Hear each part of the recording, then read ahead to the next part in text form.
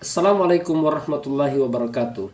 Mempertanyakan Nabi Adam sebagai manusia pertama mungkin sebagian orang adalah suatu hal yang tabu.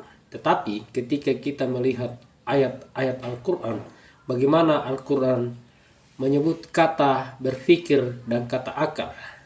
Kata berpikir 18 kali disebutkan dalam Al-Quran dan kata akal 49 kali.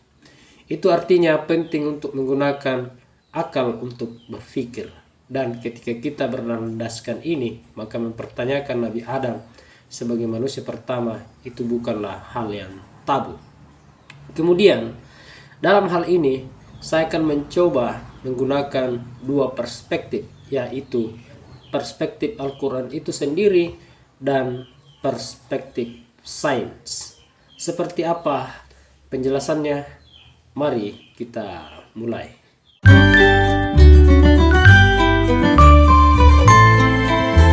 Mari kita mulai pembahasan ini dengan menggunakan perspektif Al-Quran.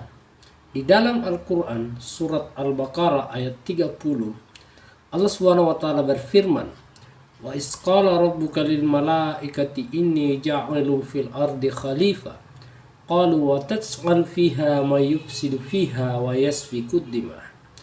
Artinya, ingatlah ketika Tuhanmu berfirman kepada para malaikat, "Aku hendak menjadikan manusia sebagai khalifah di muka bumi."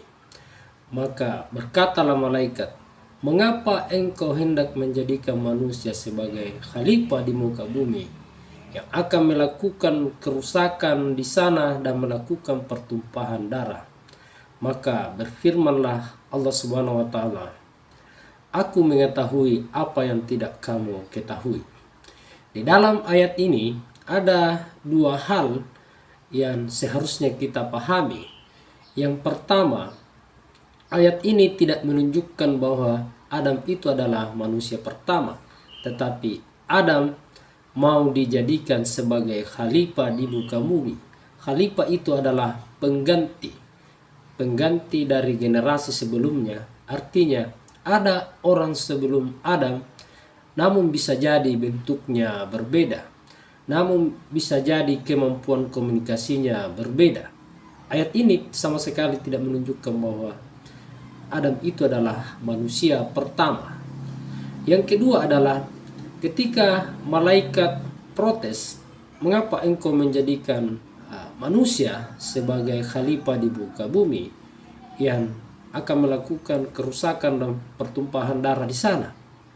Itu artinya ada manusia sebelum Adam, ada makhluk sebelum Adam, karena malaikat sudah membayangkan bahwa akan terjadi pertumpahan dan kerusakan di bumi. Itu artinya ada manusia sebelumnya yang ternyata menurut malaikat itu melakukan kerusakan dan pertumpahan darah. Tetapi Allah dengan tegas mengatakan kepada para malaikat itu, "Aku mengetahui apa yang tidak kamu ketahui." Nah, mari kita lihat dari perspektif sains.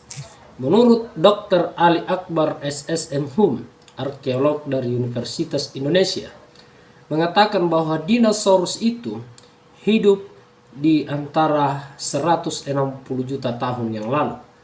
Kemudian manusia purba itu 3-7 juta tahun yang lalu. Sementara Nabi Adam itu ribuan tahun yang lalu. Menurut ahli arkeolog ini bahwa manusia purba itu ada 3, yaitu Homo erectus yang tidak bisa berkomunikasi, yang tidak bisa ngomong apa-apa. Kemudian Homo neerlandensis, yaitu bisa berbicara, bisa ngomong tetapi tidak sempurna. Kemudian Homo sapiens yang digolongkan sebagai manusia modern yang sudah bisa berkomunikasi dengan baik. Dan Homo sapiens inilah yang digolongkan sebagai Nabi Adam. Dari kedua perspektif ini itu relevan bahwa manusia pertama itu bukan Nabi Adam, tetapi manusia yang sempurna yang bisa melakukan percakapan dengan baik, yaitu Nabi Adam. Ini perspektif Al-Quran dan sains, bukan menurut saya. Tetapi kalaupun keliru pemahaman saya, ya berarti harus juga dengan penjelasan. Saya tidak akan ngotot dengan pendapat saya ini. Dan kita kembali kepada Al-Quran di surat Yunus ayat 10, bahwa dia ciptakan pertama itu adalah hewan. Ya, itu artinya selaras apa yang disampaikan ahli arkeolog ini, bahwa dinosaurus duluan yang diciptakan, kemudian tumbuhan dan seterusnya.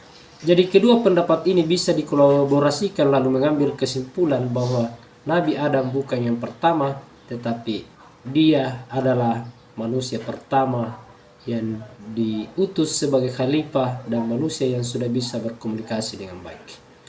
Terima kasih yang telah menonton. Jangan lupa subscribe ya, agar channel ini semakin berkembang. Assalamualaikum warahmatullahi wabarakatuh.